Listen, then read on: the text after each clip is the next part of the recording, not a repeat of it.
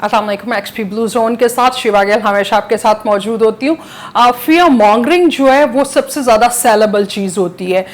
मैं आपको एक छोटी सी स्टोरी बल्कि फ्लैशबैक में लेके जाती हूँ। 2017 में एक रिपोर्ट तैयार हुई थी जिसके मुताबिक बेसिकली कहा यह गया था कि 2025 में पाकिस्तान में जो है वो खुश्क साली का साल करार दिया गया और कहा गया कि 2025 में पाकिस्तान जो है वो पानी से महरूम हो जाएगा। 2018 में हमने देखा उस वक्त की जो गवर्नमेंट थी उन्होंने एक मैसिव लेवल की कैंपेन डिजाइन कर दी इसी रिपोर्ट के मुताबिक, जो कि 2017 में बनाई गई थी कि पाकिस्तान जो है 2025 तक पानी के एक एक कतरे को तरसेगा और प्रॉपर खुश्क साली का आगाज हो जाएगा 2025 में। अब हुआ क्या, 2018 में उस पर बड़ी मैसिव कैंपेन की गई। हुकूमती सतह पर भी प्राइम मिनिस्टर जो थे उस वक्त के, उन्होंने भी कहा हम सारे जो हैं वो वाटर स्कैर्सिटी की तरफ जा रहे हैं। सो वाटर स्कैर्सिटी से बचने के लिए ये बहुत ज़रूरी हो गया कि हम डैम बनाएं और डैम नहीं बनेगा तो पाकिस्तान का सर्वाइवल मुमकिन नहीं रहेगा, क्योंकि हम खुश्क साली का साल करार दे चुके थे 2025 को। अगर हम सारी इस फ्लैशबैक को रिपीट करके ज़रा सा सोचें तो मेरे ख्याल से मैं आप इवन के गवर्नमेंट जो थी हमारे टेलीफोन्स पे हमारे मोबाइल्स पे मैसेजेस आते थे कि अतिया कीजिए, डोनेशन कीजिए डैम के लिए, डैम बहुत ज़रूरी है। पावरफुल इंटरेस्ट ग्रुप होते हैं बेसिकली, हर हुकूमत में मौजूद होते हैं जो इस किस्म का एजेंडा डिज़ाइन करते हैं। और मैं आप जैसे आम लोग जो हैं, जो वाटर एक्सपर्ट्स नहीं है, जो हमें बिल्कुल भी इल्म नहीं होता कि जो ये कह रहे हैं वो किस हद तक सच है, और हमारे पास शायद एक्सपर्ट्स की बॉडीज जो हैं उनको कभी ऑन बोर्ड भी नहीं लिया गया इस तरीके से कि वो देखें कि ये जो बात है उसकी वेरिफिकेशन क्या हुआ। क्या 2025 में खुश्क साली होने का साल होने की बजाय 38 इयर्स के बाद पहली दफा इतने सीवियर किस्म के एक्सट्रीम फ्लड्स आ गए कि हम लोगों से पानी जो है वो मैनेज करना मुश्किल हो गया। अगर हम इस चीज को देखें कि ये कहत साली का साल होना था, जो कि इंतहाई सैलाबों का, सुपर फ्लड्स जिनको बोला जाता है, उसका साल हो गया, तो हमारे अकाउंटेबिलिटी तो खैर पहले ही बड़ी महदूद होती है। तो मेरा ख्याल है वो जो एक्सपर्ट्स जिन्होंने 2017 में रिपोर्ट तैयार की थी और 2018 के अंदर जो था एक एक्सट्रीम किस्म का कैंपेन डिजाइन कर दिया गया और हम सारे इस खौफ में जी रहे थे कि हमें तो पानी का एक कतरा मुयस्सर नहीं होगा। अब क्या हो गया, water water everywhere but not a drop to drink. So अब हुआ क्या कि इतना पानी आ गया कि पूरा पाकिस्तान जो है, पंजाब है, सिंध है, गिलगित बल्तिस्तान, केपीके से इसका आगाज हुआ था जुलाई के मिड में, जुलाई के आखिर में।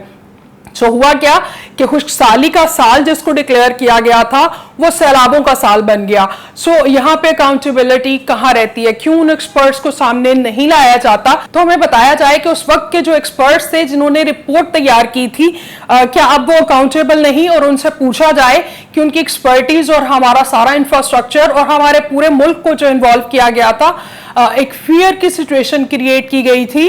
उन पावरफुल जो इंटरेस्ट ग्रुप्स हैं, हर कंट्री के इंटरेस्ट ग्रुप होते हैं, तो इस वक्त उनसे पूछा जाना चाहिए कि ये तो खुश्क साली आनी थी और सैलाब आ गए, तो इसकी क्या अकाउंटेबिलिटी है। अब इसी चीज से दोबारा अब हम लोग देख रहे हैं पिछले 8-10 दिन से बहुत सी रिपोर्ट्स आ रही हैं, हर दूसरे प्रोग्राम में हमें बताया जा रहा है कि हमें डैम नहीं चाहिए। Okay fine, fair enough.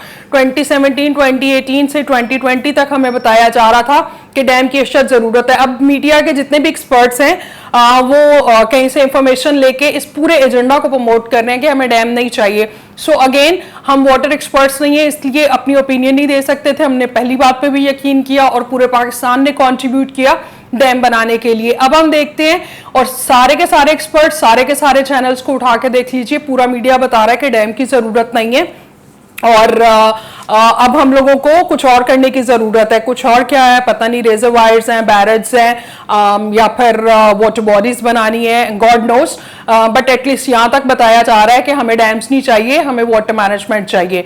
पूरी दुनिया के अंदर जो है जहाँ पे जो फ्लड प्रॉन एरियाज हैं वहां पे होता ये है कि फ्लड मैनेजमेंट एक चीज होती है, उसके साथ मेरे ख्याल से ज्यादा स्ट्रैटेजी जिसको अडॉप्ट किया जाता है that is called flood adaptation.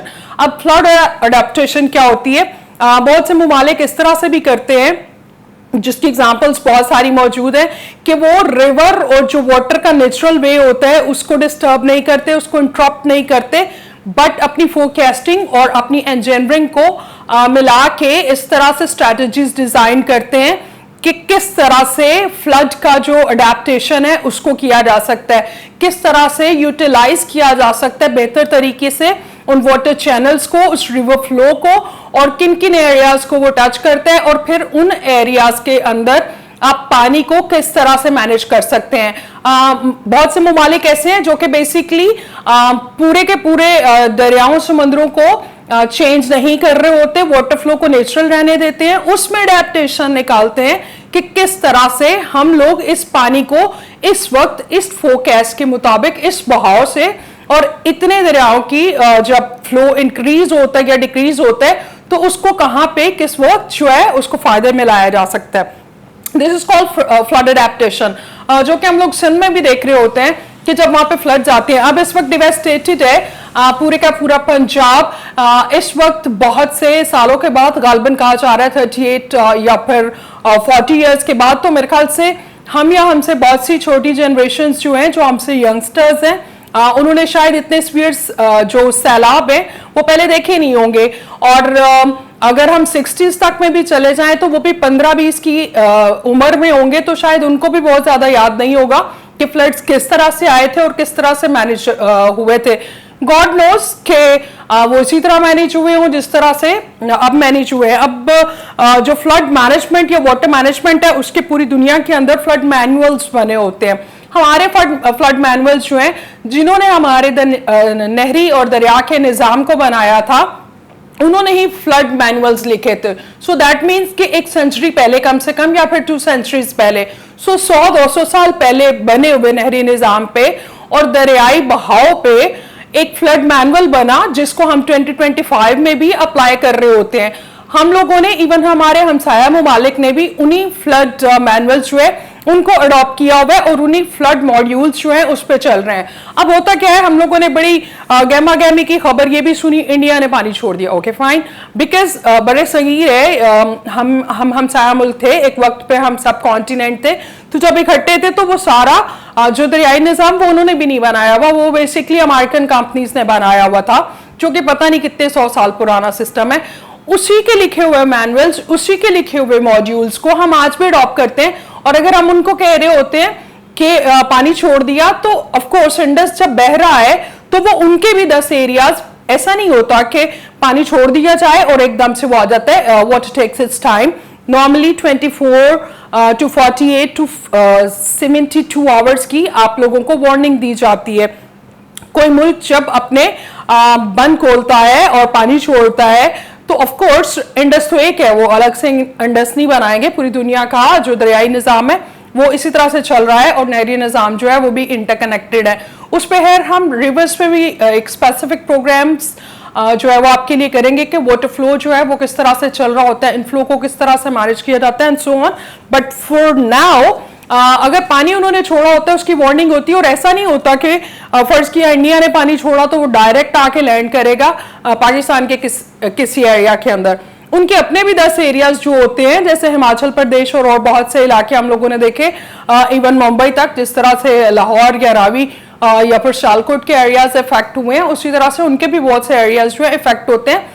पानी ग्रेजुअली मूव कर रहा होता है, पानी के जो है इनफ्लो को टाइम लगता है आपके इंडस या आपके कैनाल चैनल के साथ कनेक्ट करने में।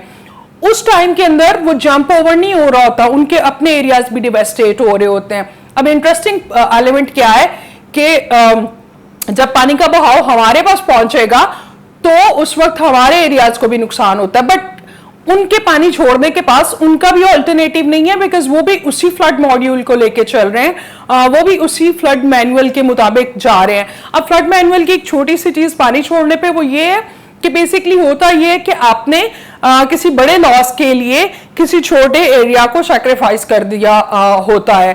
सो फ्लड मैनुअल के मुताबिक कि उस वक्त आपने प्रायोरिटी देनी होती है अपने इंफ्रास्ट्रक्चर को बचाने के लिए rather than the lives of the people. So normally हम देख रहे हैं क्या हुआ, देहात जो थे, विलेजेस जो है, अर्बन जितनी भी चीजें हैं उसको प्रोटेक्ट किया जाता है, बचा लिया जाता है। और पानी जो अभी भी हर दूसरे दिन हम बता रहे थे कि फलां जगह पे बंद खोल दिए गए, वहां पे बंद तोड़ना पड़ा। इतने बंद जो तोड़ने पड़े उसकी वजूहात ये होती हैं कि वो आपको अर्बन इंफ्रास्ट्रक्चर या फिर डैम का इंफ्रास्ट्रक्चर या फिर जो बैरेज होते हैं, वाटर वर्क्स भी बोलते हैं उनको, वाटर वर्क्स जो होते हैं उनके इंफ्रास्ट्रक्चर और अर्बन एरियाज को बचाने के लिए नॉर्मली देहात के अंदर पानी छोड़ दिया जाता।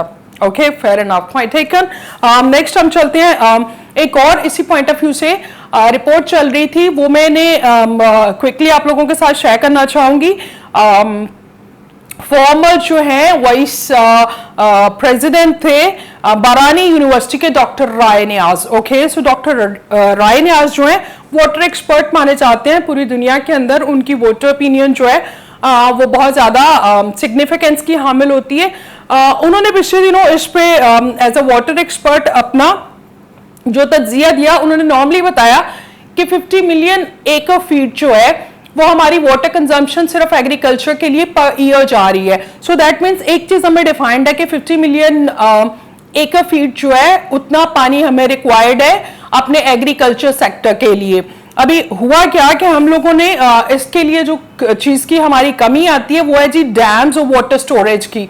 हम इस पानी में बह गए हैं बट इस पानी को स्टोरेज करने के लिए कुछ यूज नहीं किया। हमारा जो सबसे बड़ा अलमिया आता है, हम सारे का सारा मुल्क जो है वो डिपेंडेंट है वाटर ग्राउंड वाटर पे, राइट। सो हम ग्राउंड वाटर को वाटर रिचार्ज नहीं कर रहे। एक और चीज होती है that is ground water recharge.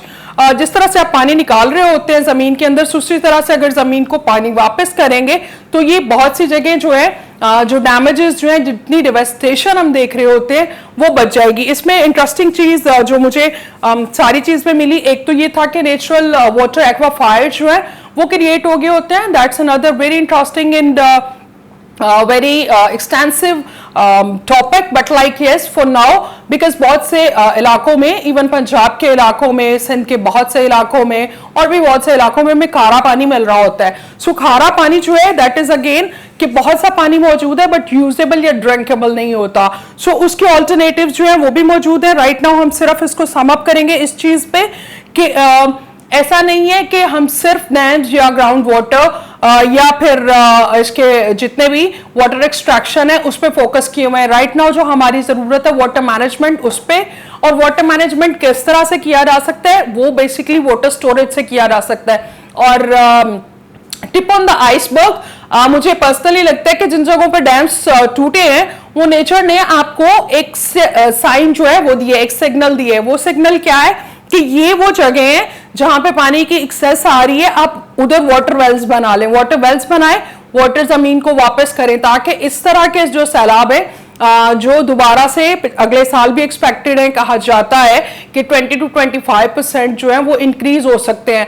तो नेचर ने आपको इस तबाही के साथ साथ एक सबक भी दिया कि जहां पे बंद तोड़े वहां पे पानी की जो एक्सेस है वो हो रही है, आप सुपर फ्लड से बचने के लिए वहां पे वाटर वेल्स बना दें ताकि वाटर आपका जमीन को वापस किया जाए। उसमें एक्वाफायर और वाटर एक्सपर्ट्स और इंजीनियरिंग के जो भी लोग हैं, हमारी हुकूमत बड़ी एफिशिएंटली काम कर रही है एंड आई एम श्योर कि हमारी गवर्नमेंट जो है इस पे फोकस करेगी कि इन चीजों को किस तरह से आप वाटर रिचार्ज और वाटर वेल्स में चेंज कर सकते हैं और उसके साथ साथ फ्लड एडेप्टेशन पे काम करने की जरूरत है। अपना बहुत सा ख्याल रखिए। अल्लाह हाफिज।